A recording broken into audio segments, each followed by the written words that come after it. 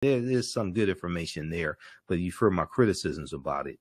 And it's important for us to understand that much of what we've been told about Virginia's 1619 first Africans is wrong. Okay.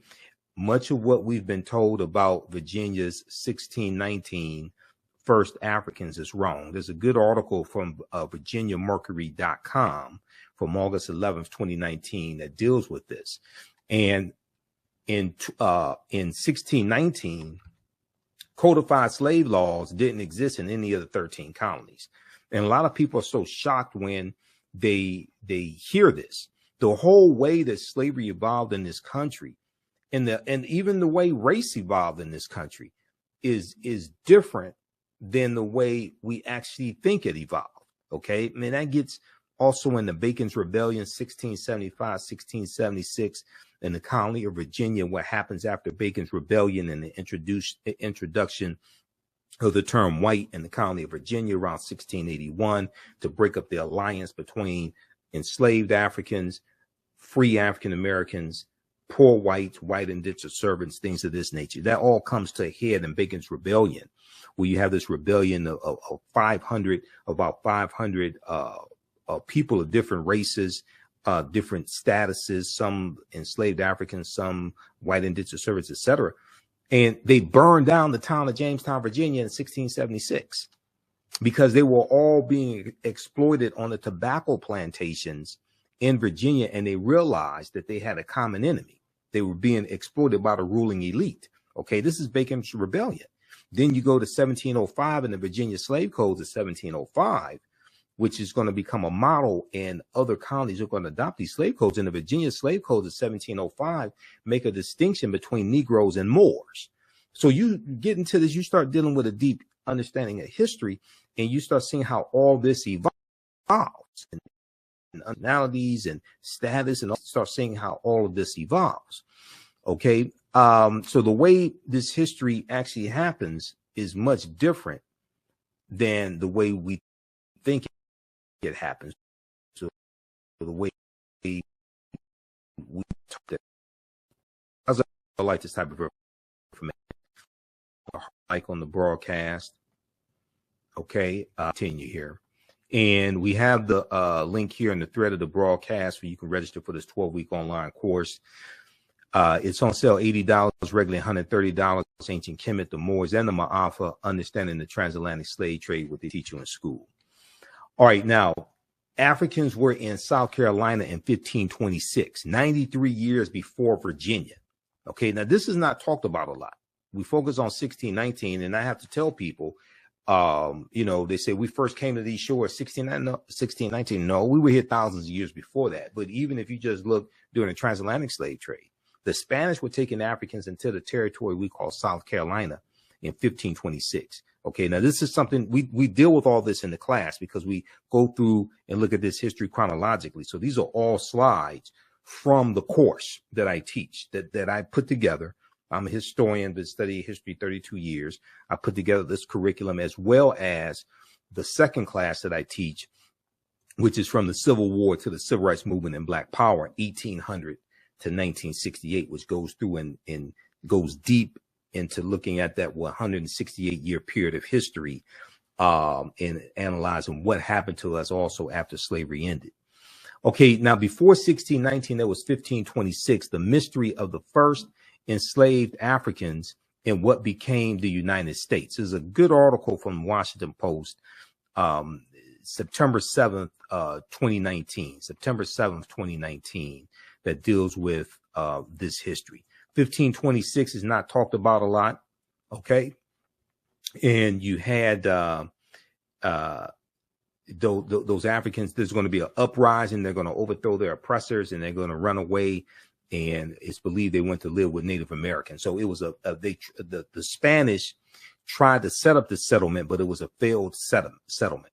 Now, Spanish explorers brought 100 African slaves to a doomed settlement in South Carolina or Georgia. Within weeks, the subjugated revolted, then vanished.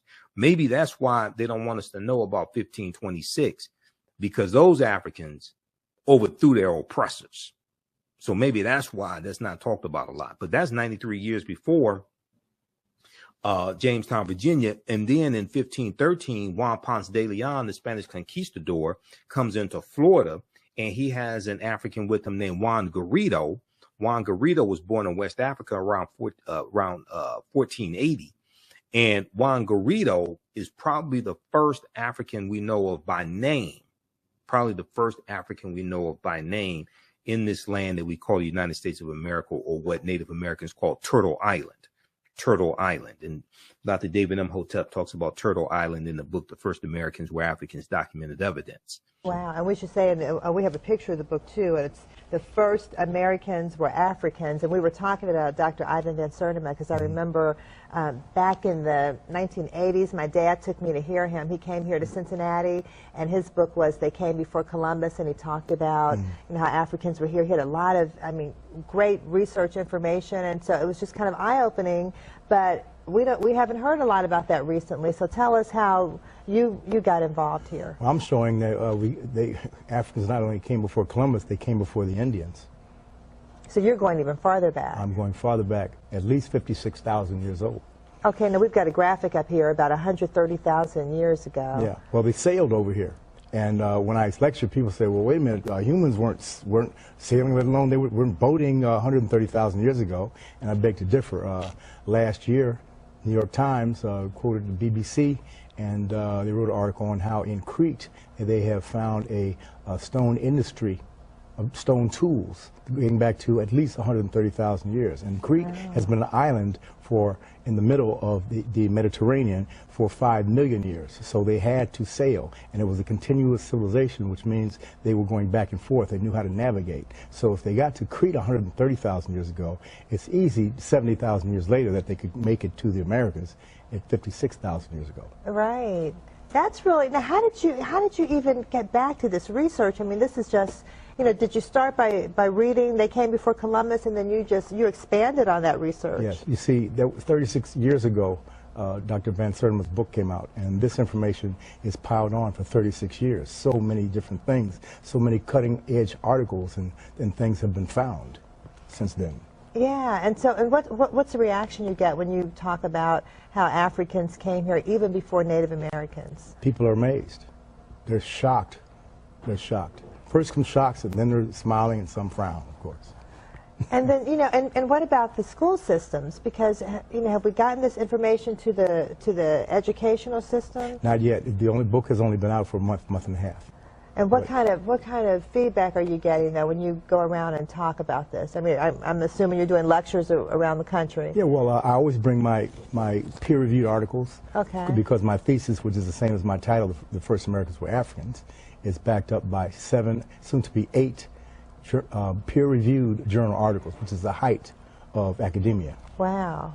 And so you've got credibility. I mean, people can see this research. What do you think? Do you think this is going to change history at all? Well, for hundreds of years in Europe, people thought the world was flat, and it took a while for them to be able to say the world was round in order to go out there and navigate and see that it was indeed round. So it's going to take a little while for them to get around this, but it will happen. And so, what part of Africa were the Africans from who came to Brazil? Well, the DNA, the Genome Project found that the earliest ones, the ones that they found in Tierra del Fuego, in the very tip of South America, in 1874, 1876, were the short Africans, the Khoisan, who spoke with clicks, like that. The Gods Must Be Crazy did a movie on that. Yeah, I remember that, yeah. Yes. So they have about the Coca-Cola bottle that fell in, yeah. Yes, they have the oldest DNA and the oldest language on the planet, and they were all over. Oh, wow. All over all 3 Americas, as well as Asia. Well, have they done any DNA tests in Brazil to see that? Yes, they have. The Genome Project went all around the world. There are 100,000 people participated. Wow. Taking DNA swabs. And so first we know that it's possible to get over here by canoe, and second of all, the DNA from that group of Africans is in Brazil. The most important thing, not to forget to ask me, well, I will tell you that, where do the Native Americans come from? Well, we've always been taught that they came across the Bering Straits from Asia. This is true, but they did not come until 3000 BC. There is no evidence of them coming before 3000 BC. So for 53,000 years, there were nothing but Africans in North, Central, and South America. Wow. When they come over 3000 BC, those two groups, the Africans and the Mongolians, get together, the Asians, get together, and their children are the Native Americans. Wow. This is why the Native Americans do not look Chinese. They are a little different than Chinese. Right. Oh, that's, you know what, I mean, we need to learn. It makes a lot of sense, Yes. Dr. Imhotep, and we need to learn our history. This is ancient Kemet, the Moors, and the Ma'afa, understanding the transatlantic slave trade, what they didn't teach you in school. Class number 1 starts up Saturday, June 24th, 2023. Register right now. Visit our website, theafricanhistorynetwork.com. theafricanhistorynetwork.com. So when you visit our website, you scroll down the page, you'll see the information for our Sunday night radio show, the African History Network show, 9 p.m. to 11 p.m. Eastern Standard Time on 9:10 a.m. Superstation WFDF, and we broadcast on our social media platforms. You see our PayPal, Cash App information here as well. And then 12-week online course. So we do the sessions live. All the sessions are archived and recorded. This class is on sale $80, regularly $130. You can register for the full 12-week online course here. When you click on that link, it takes you to the next page. And on the next page, just click on enroll. Right here, the purple button, enroll. As soon as you register, you can start watching the content, okay?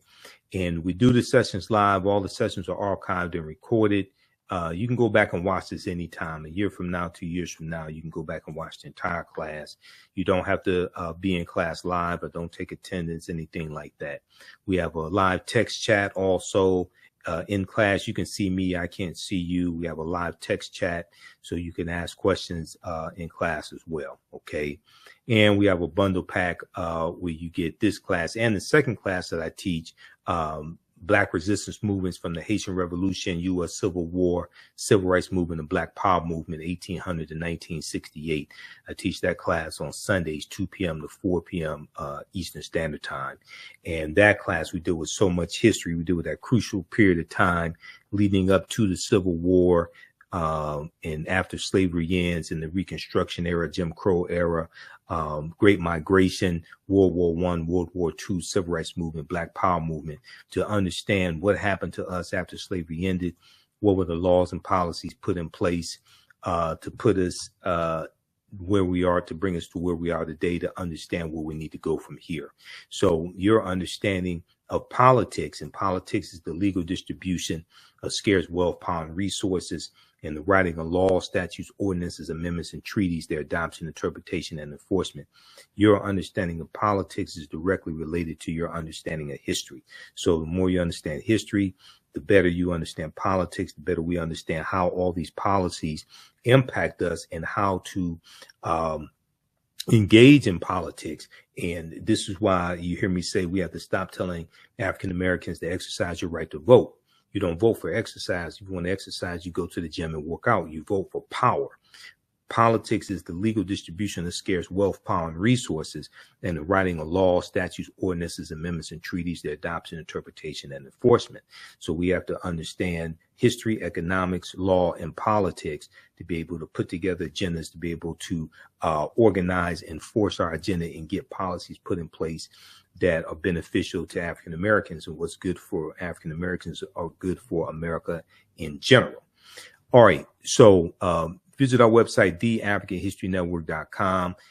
You can register for this class. Class number 1 is Saturday, June 24th. Class number 2 is Saturday, July 1st. Class number 3 is Saturday, July 8th. And this is 2 p.m. to 4 p.m. Eastern Standard Time. We have the link for the class in the thread of the broadcast. You can register right now. We have bonus content already uploaded that you can start watching, and you'll also get 5 of my lectures free included with the registration of this course. They will be in the video library, so you can stream 5 of my lectures also. If you want to support the African History Network, and if you also if you want to pay through Cash App, you can do so right through our website, right on the homepage of our website. Our Cash App information is there. $ the AHN show through Cash App or through PayPal, paypal.me/the AHN show. And this is our Cash App account. And we have the link on the homepage of our website because there's some fake African History Network Cash App accounts out there. And I'm still trying to get them shut down.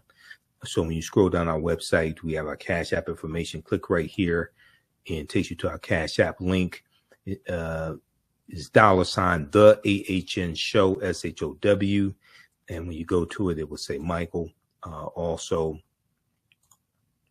So we have that there, and our PayPal information is here as well. PayPal.me/the AHN show.